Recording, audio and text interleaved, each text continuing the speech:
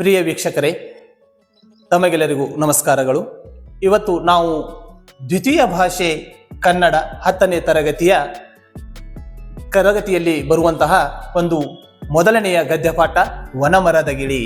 ಈ ವನಮರದ ಗಿಳಿ ಈ ಒಂದು ನಾವು ಟಾಪಿಕ್ ಅನ್ನು ನಾವು ಇಲ್ಲಿ ತೆಗೆದುಕೊಂಡು ಬಂದಿದ್ದೀವಿ.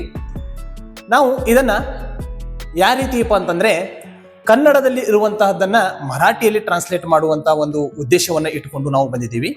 ನಾನು ಸಹ ಶಿಕ್ಷಕ GC ಪಾಟೀಲ್, ವನಶ್ರೀ ಪ್ರೌಢಶಾಲೆ ಹಲಗ. ನೀವು ಈ ಒಂದು ನಾವು ಮಾಡಿರುವಂತಹ ಸಣ್ಣ ಪ್ರಯತ್ನಕ್ಕೆ ನೀವು ಮೆಚ್ಚುಗೆಯನ್ನು ಕೊಡಬೇಕು. ಅದೇ ರೀತಿ ನಮ್ಮ ಚಾನಲ್ಗೆ ಸಬ್ಸ್ಕ್ರೈಬ್ ಮಾಡಬೇಕು. ಆನಂತರ ಬೆಲ್ ಐಕನ್ ಅನ್ನ ಟಿಕ್ ಮಾಡಬೇಕು. ನಾನು ಇವತ್ತಿನ ದಿವಸ ಈ ವನಮರದ ಗಿಳಿ ಅರಾಮಿತ್ರ ಅವರು ಬರೆದಿರುವಂತಹ ವನಮರದ ಗಿಳಿಯ ಬಗ್ಗೆ ನಾವು ಹೇಳೋಣ. ಹಾಗಾದ್ರೆ ಈ ಅರಾಮಿತ್ರ ಇವರು 1935ರಲ್ಲಿ ಮಂಡ್ಯ ಜಿಲ್ಲೆಯ ಅಕ್ಕಿ ಹೆಬ್ಬಾಳು ಎಂಬಲ್ಲಿ ಇವರು ಜನಿಸಿದರು. ಇವರು ಪೂರ್ಣ ಹೆಸರು ಅಕ್ಕಿ ಹೆಬ್ಬಾಳು ರಾಮಣ್ಣ ಮಿತ್ರ. ಅದೇ ರೀತಿ ಇವರು ಕನ್ನಡ ಸಾಹಿತ್ಯ ಕ್ಷೇತ್ರಕ್ಕೆ ಅನೇಕ ಕೊಡುಗೆಗಳನ್ನು ನೀಡಿದ್ದಾರೆ. ಹಾಗಾದ್ರೆ ಇವರು ರಚಿಸಿರುವಂತಹ ಕೃತಿಗಳು ನೋಡ್ರಿ, ಯಾವುದಪ್ಪ ಅಂತಂದ್ರ ಮಹಾಭಾರತದ ಪಾತ್ರ ಸಂಗತಿಗಳು, ಚಂದೋಮಿತ್ರ, ಕನ್ನಡ ಮೇಘದೂತ, ಮಹಾಭಾರತ ಪಾತ್ರ ಸಂಗತಿಗಳು, ವಚನಕಾರರು ಹಾಗೂ ಶಬ್ದಕಲ್ಪ, ಒಳನೋಟಗಳು, ಕವಿಗಳ ಬೆನ್ನೇರಿ, ಕೈಲಾಸಂ ಬದುಕು ಬರಹ ಅನ್ನುವಂತ ಇವರು ಕೃತಿಗಳನ್ನ ರಚನೆ ಮಾಡಿದ್ದಾರೆ. ಅದೇ ರೀತಿ ಇವರಿಗೆ ದೊರೆತಿರುವಂತಹ ಪ್ರಶಸ್ತಿಗಳು ನೋಡ್ರಿ, ಗೋರೂರು ಸಾಹಿತ್ಯ ಪ್ರಶಸ್ತಿ, ಆನಂತರ ನವರತ್ನ ರಾಮ್ ಪ್ರಶಸ್ತಿ, ವರ್ಧಮಾನ ಪ್ರಶಸ್ತಿ, ಕಾವ್ಯಾನಂದ ಪುರಸ್ಕಾರ ಕೂಡ ಇವರಿಗೆ ದೊರಕಿದೆ. ಅದೇ ರೀತಿ ಇವತ್ತು ನಾವು ಈ ವನಮರದ ಗಿಳಿ, वनमर ಅಂತಂದ್ರ वनमर म्हणजे वन म्हणजे वाळलेलं, मर म्हणजे झाड. ह्या वाळलेल्या झाडामध्ये असलेला एक पोपट तिथं राहत होता. म्हणजे वाळलेल्या झाडामध्ये असलेला एक हा पोपट. तर इथं वनमರದ ಗಿಳಿ ಇಲ್ಲಿ ನೋಡ್ರಿ, ಕಾಶಿಯಲ್ಲಿ ಒಬ್ಬ ಬೇಡನಿದ್ದ. ಬಗ ಕಾಶಿमध्ये एक शिकारी होता. ಅವನು ಎಂದಿನಂತೆ ಬೇಟೆಯಾಡುತ್ತಿದ್ದ. तो यथा प्रकार काय करायचा म्हणजे रोज तो जंगलामध्ये जायचा आणि तिथं जाऊन तो शिकार करायचा, यायचा. असं तो करत होता. ಆಮೇಲೆ ಪ್ರಾಣಿಗಳನ್ನು ಕೊಲ್ಲಲು ಅವನು ವಿಷ ಸವರಿದ ಬಾಣವನ್ನು ಸಿದ್ಧ ಮಾಡಿಕೊಳ್ಳುತ್ತಿದ್ದ. ನೋಡ್ರಿ, इथं काय करत आहे म्हणजे तो बेडा, तो शिकार करणारा शिकारी, तो काय करायचा होता म्हणजे एक असा हा बाण असतो, असा हा बाण असतो. तर ह्या बाणाच्या टोकाला तो काय करायचा म्हणजे विष लावत होता, विष पॉइझन लावत होता. तर विष तो काच्यासाठी लावत होता म्हणजे प्राण्यांना मारायला त्याला इझी होत होतं. म्हणजे एकदम तो इझीनं त्या प्राण्यांना तो मारत होता, शिकार करायचा.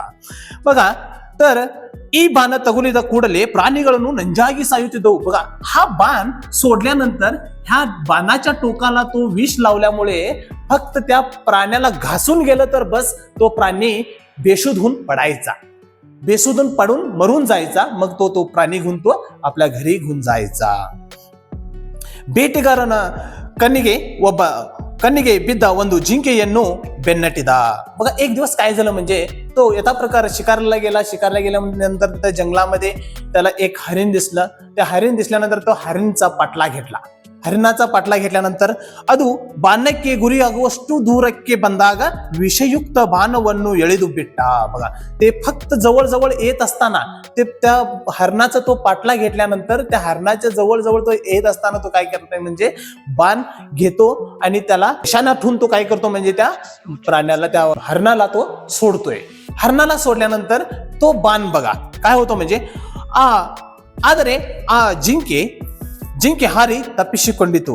ಆ ಬಾಣವು ಒಂದು ಮರಕ್ಕೆ ತಾಕಿತು. बघा, तो हरणाला तो बाण सोडल्यानंतर, तो विषयुक्त असलेला तो बाण हरणाला सोडल्यानंतर तो हरण काय करतो म्हणजे तो त्या बाणासनं काय करतो म्हणजे बाणानं चकून घेतो. आणि तो चुकून घेतलेला तो बाण कुठं जातो म्हणजे एक तिथं समोर एक झाड असतो, त्या झाड असतो, त्या झाडाला जाऊन तो काय करतो म्हणजे तो बाण लागतो. ಒಂದು ವಿಷದ ಪ್ರಭಾವದಿಂದ ಆ ಮರ ಒಣಗಿ ನಿಂತಿತು. ಅದರ ಪುಷ್ಪ ಸಮೃದ್ಧಿ, ಫಲ ಸಮೃದ್ಧಿ, ಹಸಿರಿನ ಸಿರಿ ಎಲ್ಲವೂ ಮಾಯವಾದವು. ಅಲ್ಲಿ ಬಹುಕಾಲದಿಂದ ಒಂದು ಗಿಳಿ ವಾಸ ಮಾಡುತ್ತಿತ್ತು. ಮರ ಒಣಗಿ ನಿಂತರೂ गिळी ಆ मರದ पोटरेಯನ್ನು बिट्टू ಹೋಗಲಿಲ್ಲ.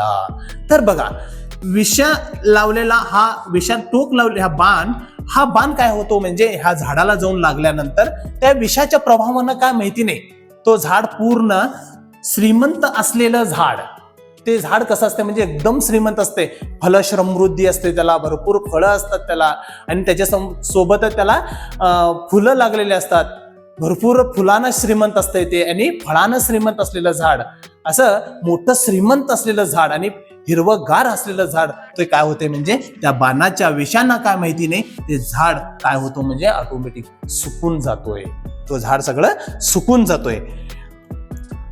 त्याच झाडामध्ये एक पोपट राहत असतो. फार दिवसापासून तो पोपट त्या झाडामध्येच राहत असतो. त्या झाडामध्ये एक ढोली असते, पोटरे म्हणजे ढोली, त्या ढोलीमध्येच तो राहत असतोय. फार दिवसापासून राहत असल्यामुळे ते झाड सुकून गेलं, वाळून गेलं, तर पण ते झाड सोडून ते जात नाही, ते त्या झाडामध्येच राहत असतो.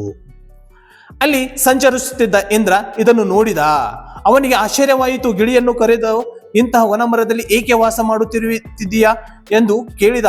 ಆ ಮಾತಿಗೆ ಗಿಳಿ ಹೀಗೆ ಹೇಳಿತು. बघा, फार दिवसांपासून मग तिथं काय होतो म्हणजे इंद्रदेव त्या तिथंच विहार करत असतो. तो जंगलामध्ये फिरत असताना त्या झाडाला बघतो. झाडाला बघितलं, झाड वाळलेलं आहे, सुकलेलं आहे. त्या सुकलेल्या झाडावरती एक पोपट आहे. आजूबाजूला बघितल्यानंतर किती समृद्ध असलेली, मोठी श्रीमंत असलेली झाडं असतात, परंतु ते झाड सोडून त्या वाळलेल्या झाडामध्येच तो पोपट का तिथं राहत आहे म्हणून त्याला प्रश्न पडतो. कुणाला? इंद्रला. तो त्याच्यासाठी तो इंद्र काय करतो म्हणजे डायरेक्ट कुणाच्या सोबत जवळ जातो, त्या पोपटच्या जवळ जातो आणि त्याला प्रश्न करतो की तू ह्या वाळलेल्या झाडामध्येच तू का राहत आहेस असं तो विचारतो. ಎಂದು ಕೇಳಿದ. ಆ ಮಾತಿಗೆ ಗಿಳಿ ಹೀಗೆ ಹೇಳಿತು. बघा, त्यानंतर तो पोपट असं त्याला त्या इंद्राला उत्तर देतोय. तर काय उत्तर देतो बघा. ಹಲವಾರು ವರ್ಷದಿಂದ ಈ ಮರ ನನಗೆ ಆಶ್ರಯ ಕೊಟ್ಟಿದೆ, ಹಣ್ಣು ಕೊಟ್ಟಿದೆ, ತನ್ನ ಹಸಿರು ಬಣ್ಣದಿಂದ ನನ್ನ ಮನಸ್ಸಿಗೆ ಮುದ ನೀಡಿದೆ. बघा, तो काय सांगते म्हणजे फार दिवसापासून हे झाड मला राहायला तिथं आश्रय दिले, म्हणजे तिथं राहण्यासाठी मला जागा दिले, ठिकाण दिले, मला ते इथून उठून जा म्हटलं नाही, मी फार दिवसापासून तिथंच राहत आहो, म्हणजे त्या झाडामध्येच मी राहत असतोय, त्यासाठी मला तिथं आश्रय दिले ते झाड त्याच्यासाठी. आणि तेवढंच नव्हे तर ते हिरवगार त्या सावळीनं मला माझ्या मनाला आनंद दिले ते झाड, त्याच्यासाठी मी हे झाड सोडून मी जात नाही. ನೆರಳು ನೀಡಿದೆ. बघा, ते काय सांगायला, ನೆರಳು ನೀಡಿದೆ म्हणजे मला ती सावळी पण देत होतं. ಆದರೆ ಈಗ ದುರದೃಷ್ಟದಿಂದ ಅದನ್ನು ರೋಗ ಬಡತನಗಳು ಕಿತ್ತು ತಿನ್ನುತ್ತಿವೆ. बघा, ते आता त्याची परिस्थिती, त्याची अवस्था अशी झालेली आहे की त्याला गरीब आणि कुठलं की रोग त्याला भरपूर त्याला त्याची परिस्थिती याची काय झाली म्हणजे गंभीर झालेली आहे. ಕಿತ್ತು ತಿನ್ನುತ್ತಿದೆ. ಹಾಗೆಂದು ಈ ಸ್ಥಿತಿಯಲ್ಲಿ ನಾನು ಅದನ್ನು ಕೈ ಬಿಟ್ಟು ಬೇರೆ ಕಡೆ ಹೋಗಿ ಆ मरಕ್ಕೆ ಕೃತಜ್ಞವಾಗಲೆ. बघा, तेव्हा ते काय सांगतो म्हणजे तो प्रश्न करायलाय. पोपट कोणाला सांगाले? त्या इंद्राला सांगाले. तर मी असल्या अवस्थामध्ये मला फार दिवसापासून ते राहायला तिथं दिले, मी तिथंच राहत असतो, त्या झाडामध्येच असतोय, आणि मला ते फार दिवसापासून राहायला देऊन आता त्याची परिस्थिती आता काय झाली, ते झाड सगळं सुकून गेले, वाळून गेले, असल्या अवस्थेमध्ये त्याला मी सोडून जायचं चांगलं वाटतं का? त्यासाठी मी ह्या झाडाला सोडून जात नाही असं ते म्हणाले.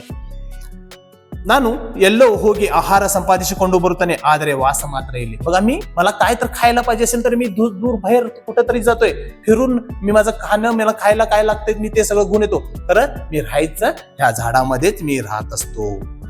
ಸುಖ ಸಂಪತ್ತಿನ ಕಾಲದಲ್ಲಿ ಜೊತೆಗಿದ್ದವರು ದುರ್ಬಲ ಗಳಿಗೆಯಲ್ಲಿ ಕೂಡ ಅವರ ಜೊತೆಗೆ ಇದ್ದು ಉಪಸ್ಮರಣೆ ಮಾಡಬೇಕು, ಅದಕ್ಕೂ ಒಳ್ಳೆಯ ದಿನ बरली ಎಂದು हारायसಬೇಕು. बघा, तो पोपट त्या इंद्राला सांगायलाय. बघा, त्याची अवस्था अशी परिस्थिती झाली त्याची, असल्या अवस्थेमध्ये मी त्याच्या सोबत राहून त्याला समाधान सांगायला पाहिजे, त्याच्या मनाला मी आनंद होईसारखं त्याला काहीतरी समाधान सांगायला पाहिजे.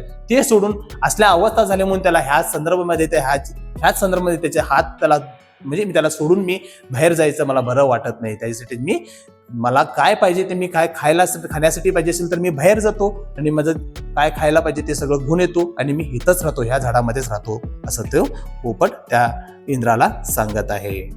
ಇಂದ್ರನಿಗೆ ತುಂಬಾ ಸಂತೋಷವಾಯಿತು. ಗಿಳಿಯ ನಡತೆ ಕೂಡ ಸಾಮಾನ್ಯವಾದ ಲೋಕವರ್ತನೆಗೆ ವಿರುದ್ಧವಾಗಿದೆ ಎಂದುಕೊಂಡ. ಆ ಗಿಳಿಯ ತತ್ವನಿಷ್ಠೆ ಮೆಚ್ಚಿಕೊಂಡ ಮನುಷ್ಯ ಆದರ್ಶ ಬದುಕಿಗೆ ಈ ಸೂತ್ರ ಮಾದರಿಯಾಗಬಲ್ಲದು ಎಂದುಕೊಂಡ. ಹೀಗೆ ಪರಹಿತಕಾಂಕ್ಷಿಯಾಗಿರುವ ಗಿಳಿಯರಾಯನಿಗೆ ಏನಾದರೂ ವರವನ್ನು ಕೊಡಬೇಕು ಎಂದು ತೀರ್ಮಾನಿಸಿದ.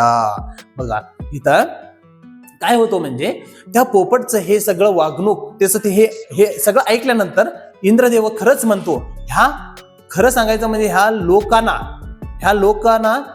ह्या पोपट कसं वागत आहे आणि ह्या पोपटाचं वागणं आणि ह्या लोकांचं वागणं बघितल्यानंतर त्याला वेगळं वाटत होतं. का म्हणजे पोपट तिथं त्या झाडामध्ये राहत होता. त्या झाडामध्ये राहिल्यानंतर त्या झाडाची अवस्था बघून पाप ते तिथं सोडून जात नव्हतं, म्हणजे तिथंच राहत होतं. म्हणजे हे बघितल्यानंतर इंद्राला काहीतरी ह्या पोपटाला कोणतरी काहीतरी वर द्यायचं म्हणून तो निर्णय घेतला. तर नंतर बघा काय होतो.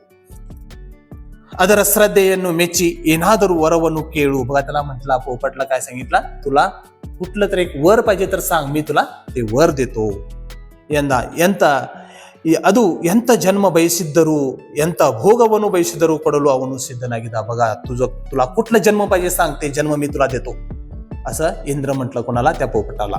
तुला कुठलं जन्म पाहिजे सांग, तसलं जन्म मी तुला देतो, आणि तुला कसलं जीवन पाहिजे आणि कसं राहायचं आहे ते मला सांग, मी तसं तुला देतो असं म्हटल्यानंतर आ गिळी ಕೇಳಿದ್ದು ಏನು ಗೊತ್ತೇ, तर ते पोपट एक काय विचारलं माहिती आहे काय विचारलं तर बघा, ದೇವರಾಜ ವರವನ್ನು ಕೊಡುವ ಇಚ್ಛೆ ಇದ್ದರೆ ಈ ಮರಕ್ಕೆ ಮೊದಲಿನಂತೆ ಹಸಿರಿನಿಂದ ನಳನಳಿಸುವ ಫಲಪುಷ್ಪದಿಂದ ಭಾರದಿಂದ ಬೀಗುವ ನೆರಳು ಕೊಡುವ ವರವನ್ನು ದಯಪಾಲಿಸು. तर ते काय म्हणतो म्हणजे, देवराजा आता मला काही काहीतरी तुला वर द्यायचं असेल तर तू कुणाला दे, मला वर देऊ नको. तर ते वर कुणाला दे, तर ते वर ह्या झाडाला दे. ह्या झाडाची आताची अवस्था मला बघायला हवी ना, त्यासाठी ह्या झाडाला पहिला कसं हे श्रीमंत झाड होतं, फलपुष्पनं श्रीमंत होतं, फलानं श्रीमंत होतं, म्हणजे फळानं श्रीमंत होतं, फुलानं श्रीमंत कसं होतं का नाही, तसं ह्या झाडाला पहिलाची अवस्था कशी होती याची आणि आताची अवस्था कशी झाली, ही अवस्था मला बघायला हवी ना. पहिलाची त्याची कशी होतं, ते हिरवगार झाड होतं,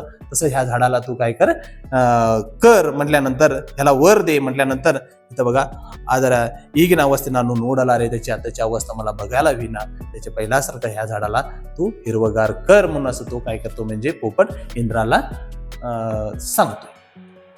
ಧನ್ಯವಾದಗಳು. ನಾವು ಇವತ್ತು ಈ ಒಂದು ವನ ಮರದ ಗಿಳಿ ಈ ಗದ್ಯ ಪಾಠವನ್ನು ನಾವು ಅಭ್ಯಾಸ ಮಾಡಿದ್ದೀವಿ. हे तुम्हाला समजलंच असं मी समजून घेतो. तर ನಾಳಿನ ದಿವಸ ಅಂದ್ರೆ ಮುಂದಿನ ಬರುವಂತಹ ಭಾಗದಲ್ಲಿ ನಾವು ಬೇರೆ ಒಂದು ಗದ್ಯ ಪಾಠವನ್ನು ಅಭ್ಯಾಸ ಮಾಡೋಣ. ಈ ಒಂದು ವಿಡಿಯೋ ನಿಮಗೆ ಇಷ್ಟವಾದರೆ ಇದನ್ನು ಸಬ್ಸ್ಕ್ರೈಬ್ ಮಾಡಿ, ಅದೇ ರೀತಿ ಇದನ್ನು ಶೇರ್ ಮಾಡಿ, ಆದಷ್ಟು ಶೇರ್ ಮಾಡಿ. ಧನ್ಯವಾದಗಳು.